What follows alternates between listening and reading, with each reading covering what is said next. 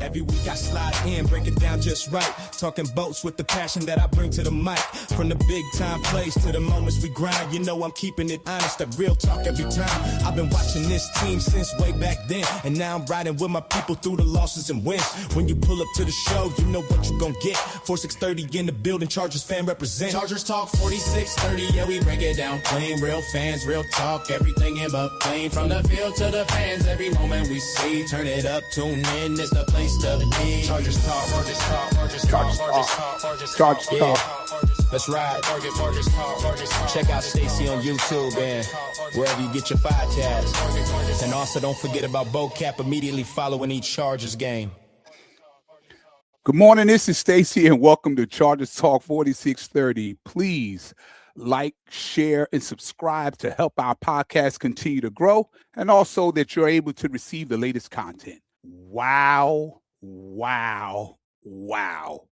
Listen, what a statement win that was last night. Monday Night Football, the reigning defending Super Bowl champion Philadelphia Eagles goes down to the Chargers last night, 22-19. And make no mistake about it, this was a statement, a message that was sent across the league and across the AFC West and directly to the defending Super Bowl champions. In front of a sold-out crowd in SoFi Stadium. And who cares if half of the fans were Eagle fans? I really don't care. I really don't care. I just care about one thing, and that's winning. And last night, the Chargers did just that against the Eagles in overtime. That now makes the Chargers 5-0 in primetime games and still undefeated in the AFC West. And they did it behind a performance that was equal parts of chaotic, resilient, ugly, and cinematic. This game wasn't pretty at all, but it was powerful. And from the opening kickoff, you could feel it. This wasn't just another regular season game. This was playoff atmosphere. Honestly, this was a playoff game. The Eagles came in desperate. They absolutely did not want to lose 3 straight games. And the Chargers, they couldn't afford to lose either. The AFC playoff picture is completely congested. There is no room for error. Every win matters. Every loss hurts. And this one had massive implications. The Chargers came out strong, a beautiful opening drive that capped off by a touchdown, early momentum, early belief. But after that, this game turned into a defensive street fight, a seesaw battle, stressful to watch, very physical, at times sloppy, momentum swinging back and forth like a heavyweight bout that went beyond 12 rounds. Both teams traded blows. Both teams stunned each other. Turnovers piled up. Big plays were followed by mistakes, and at halftime, it felt like neither team wanted to blink. And in the middle of all of it stood Justin Herbert. Just 7 days removed from surgery on his non-throwing hand, Herbert walked into SoFi looking like a quarterback held together by tape and pure willpower. But yet he walked out with another game-winning drive. Jim Harbaugh actually compared him to an action movie hero afterwards, and honestly, that kind of fits, right? Since Herbert has been in the league, he has 29 game-winning drives. That's second only to Patrick Mahomes. It wasn't pretty by any means. He was sacked a career-high 7 times. The offense sputtered for long stretches. Only 5 first downs in the first half. There was a pick thrown, but when the Chargers needed their quarterback, bandaged hand and all, like the mailman, number 10 delivered. Late fourth quarter, Herbert leads a clutch march to set up the tying field goal. Overtime, calm, composed, surgical, another drive, another finish. And let's talk about his toughness. This man has battled rib injuries, knee injuries, high ankle sprains, finger surgery, now a broken hand. Last week, he breaks it, comes back the next series, finishes the game, wins it, has surgery the next day, and then he's back at practice again. All week, the questions were, can he play? Can he take snaps under center? Can he grip the ball? But guess what? He answered all those questions on the football field. Now, was he limited? Absolutely. You could see it.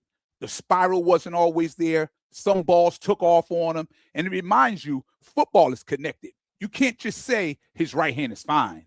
When one part is compromised, it changes everything. And yet, Herbert stood tall. He was hit. He was pressured. He was sacked. And time after time after time again, he stayed in the pocket, knowing he was about to get buried just to deliver another throw. Now, late in the fourth quarter, down 19-16, needing a response, the first play was a design option run for a quarterback with a broken hand. That tells you everything. And when the dust settled, the leading rusher for the Chargers wasn't a running back. It wasn't Omarion Hampton. It wasn't Hassan Haskins. It wasn't Kamani Vidal. It was Justin Herbert. Now, let's talk about the run game for a minute. It was great to see Omarion Hampton back. He stepped onto the field like a guy who had been waiting patiently to get his season going again.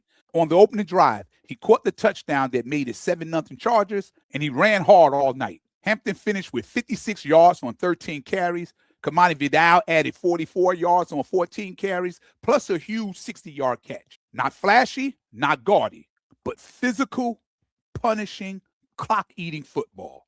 The Hampton-Vidal combo accounted for all 80 yards on that opening drive. A two-headed monster unlocked. Now defensively, wow. Damn, this game belonged to the Chargers defense. They held the defending Super Bowl champs to one touchdown all night. They forced 5 turnovers from Jalen Hurts. They swarmed, they hit, they refused to break. Outside of the Eagles' tush push and Saquon Barkley bouncing one around the edge for a 52-yard run, the Chargers did a solid job containing him. The opening defensive stand set the tone. Odafe Oweh with a third down sack forcing a punt. Then the chaos came. Second quarter, Deshaun Hand intercepts Hurts. Fumbles. Hurts fumbles. Troy Dye recovers.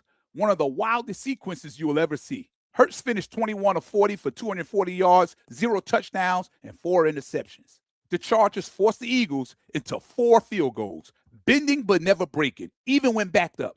Both teams combined for 6 turnovers by halftime. This wasn't clean football at all. But sometimes great teams win ugly. Championship teams win ugly when the moment demands it. Overtime felt like the 15th round of a heavyweight bout. And when it ended, there was only one team standing, and it was the Los Angeles Chargers. They're now 9-4, still perfect in prime time, still perfect in the division. Most people had them losing this game. Not me. I talk all the time about this team never quits. This team never gives up. This team fight to the last second. And when you do that, usually great things happen. Belief. I talk about it all the time, about fighting through adversity, about never quitting. Coach Harbaugh has preached it since day one: toughness, unity, and refusing to fold. And that's not just football, right? That's life. It's in my DNA to never quit. It's in my DNA to never give up. It's why I passionately talk about it all the time on this podcast. This is where I get it from. Last night, the Chargers didn't just win a game. They sent a message. And Justin Herbert, that dude is a dog. That dude is a beast. That dude is a warrior. I'll take him over any quarterback in the league. I don't care who it is. Put me in a foxhole with him, and I'll go to war with him any day of the week and twice on Sunday. And before I get out of here, I want to talk about something I've been saying on this podcast all season long: belief. And I want to be clear about something, right? Right up front. This isn't about me. This is not about being cocky. This isn't about being arrogant. I'm no different than anyone out there listening right now. I'm no better than you. I don't know any more than what you know. I'm just like everybody else watching these games, feeling the stress, feeling the frustration, trying to make sense of things when they don't look good. But here's what I've learned in life. Sometimes things are hard to figure out. Sometimes the picture doesn't make sense. Sometimes all you see is chaos. And in those moments, belief isn't about having all the answers. It's about trusting what you know at your core. All season long, when things were ugly, I said believe. When things felt like they were falling apart, I said to believe. When the offensive line couldn't stop anyone, I said believe. And belief doesn't mean pretending that problems that you have don't exist. Belief means having confidence that something good was going to take place, even when you can't see how it's going to happen. It's knowing that if you truly understand what you have, if you know who's in that building, if you know who your head coach is, you can't lose too much with what you've got. We know who Jim Harbaugh is. We know his resume. We know what he's built everywhere he's been. And when I see the culture, the toughness, the accountability that's being established. I trust it.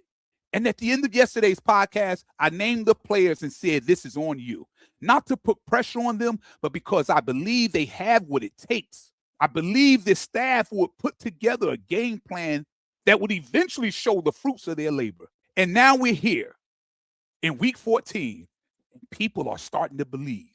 Most had put in the comments, they didn't see how the Chargers had a chance going up against the Eagles. Not with everything going on up front on that line. Not with the quarterback playing on one hand, but I believe they would find a way. That's what belief is. Believing when you can't see the outcome. Believing when you don't know the path. Standing by what you believe in, even when others don't see it yet. That's who I am. That's who we are, Charger Nation. This team is heading in the right direction. Let's just follow. Let us all just follow. Next year, the priority should be to invest everything we got into that offensive line. The pieces are coming together, but for now, we're going to enjoy bashing this victory over the Super Bowl champions, and we will worry about the Chiefs in a few days. But wear your jerseys and stand up, Charger fans, and be proud of this team and what they're doing and what they're accomplishing. That's it for Chargers Talk 4630. Don't forget to like, share, and subscribe. And I'll be right back at it in a few days. Bolt up, family. Let's go. Bolt up, Chargers. And, man, what a victory. Man, where's my music? Yeah. Every week I slide in, break it down just right. Talking boats with the passion that I bring to the mic. From the big time plays to the moments we grind. You know I'm keeping it honest, that real talk every time. I've been watching this team since way back then. And now I'm riding with my people through the losses and wins. When you pull up to the show, you know what you gon' get. 4630 in the building, Chargers fan represent. Chargers Talk 46.